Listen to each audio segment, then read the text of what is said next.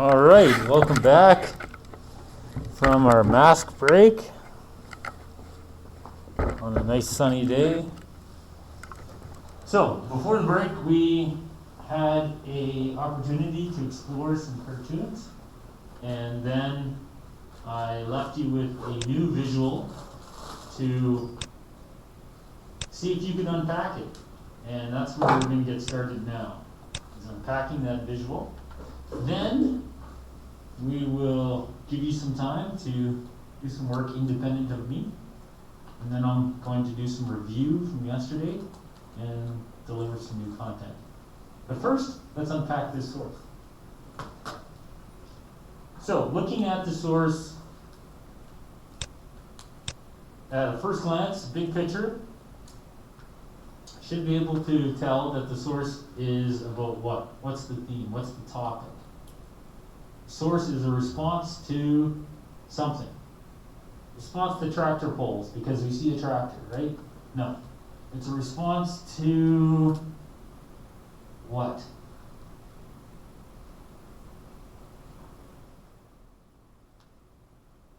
So to find that out, you can look at details within the source and to see what kind of jumps out at you. What is the emphasis of the source? So here, the source is primarily words. So to find the emphasis, look for the bigger words, the ones that have a larger font size. Any idea what the source might be about? Yes? Yeah, so it's the same topic that we did with the other source, the last source, which is the Indian Act. So the topic of this source is the Indian Act. So, the Indian Act is connected to collective rights because one of the groups protected in Canada in terms of collective rights would be Canada's Aboriginal people, or Indigenous tribes, or First Nations, who were the founding members of Canada. So that's how it connects to this chapter, chapter 4. But then, we can see that it's making some kind of statement about the Indian Act, and in order to figure that out, we have to look and zoom in and look at the details. So, is this Indian Act a good thing or a bad thing? We zoom in and we look at point number 1, because it says 21 things you may not know about the Indian Act. So number 1, it denied women's status. So if all it said was that, if all it said was one thing you don't know about the Indian Act, and it said denied women's status, then we could, based on that one thing, say, is it saying the Indian Act is good or bad? Probably bad if you think women should have status. So by not giving women status, the Indian Act is treating people as not equals.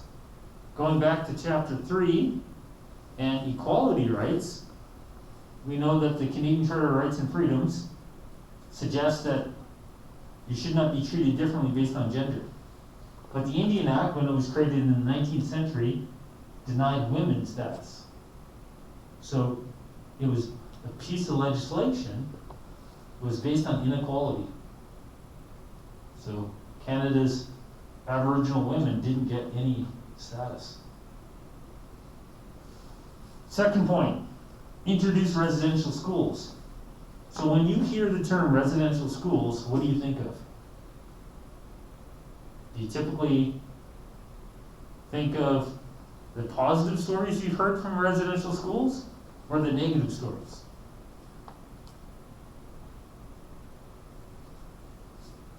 Yes? Negative. Probably negative stories. So when it says 21 things you didn't know about the Indian Act, and it says, well, because of it, we get residential schools, we can infer that they mean that that's a bad thing, because most of the time when we talk about residential schools, we're talking about the bad things that happen there. Created reserves, renamed individuals with European names. So because of the Indian Act, people lost their traditional names, and they were given European names. This is very common, even among Europeans, names got changed. So, instead of MacDulia Beateride, I'm McBride. because the British didn't like the long version of my name. Enforced enfranchisement of any First Nation in university could expedite portions of reserves, meaning you can just take this part of your land. Indigenous peoples were not allowed to form political unions, so they're being denied their, what kind of rights? Chapter 3, what kind of rights?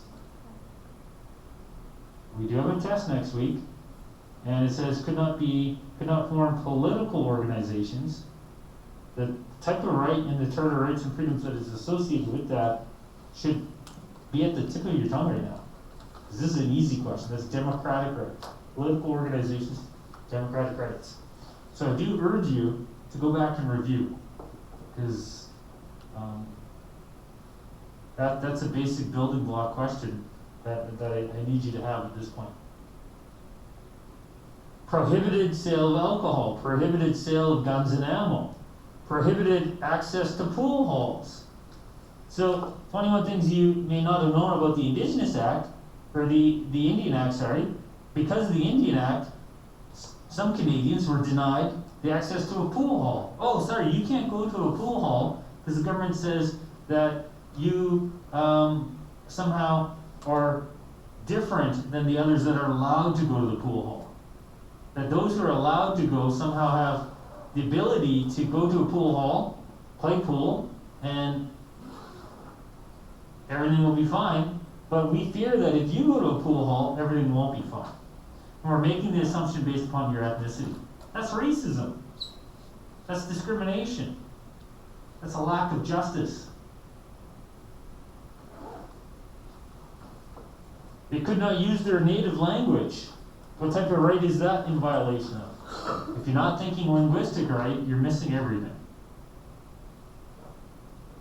Denied voting rights. Political rights are being denied here. So, the purpose of this visual is to what? I'm going to give you a 50-50 shot on this one.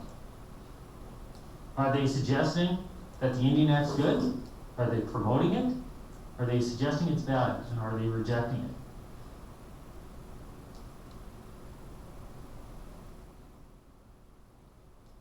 So, hands up for promoting it. Hands up for rejecting it. It's rejecting it. So one of the things we need to do with cartoons is to find the perspective of the cartoonist. Now, what is the agenda of the cartoonist? And the agenda here is that we should reject the Indian Act because these 21 bad things are associated with it. This is why we should find the Indian Act offensive. Made cultural ceremonies illegal. That's a violation of my collective rights, my cultural rights. So, as an Indigenous person, we should look at these. If you're an Indigenous person, you should look at these and be quite offended. The purpose is to educate individuals about how the Indian Act has created a toxic relationship. Very unfair, unconstitutional, a violating relationship between the government and the government. That this shows the government has betrayed the promise that was the treaties to Canada's First Nations. And not only are the things included in that unconstitutional, they're unethical, they're immoral, they're disgusting.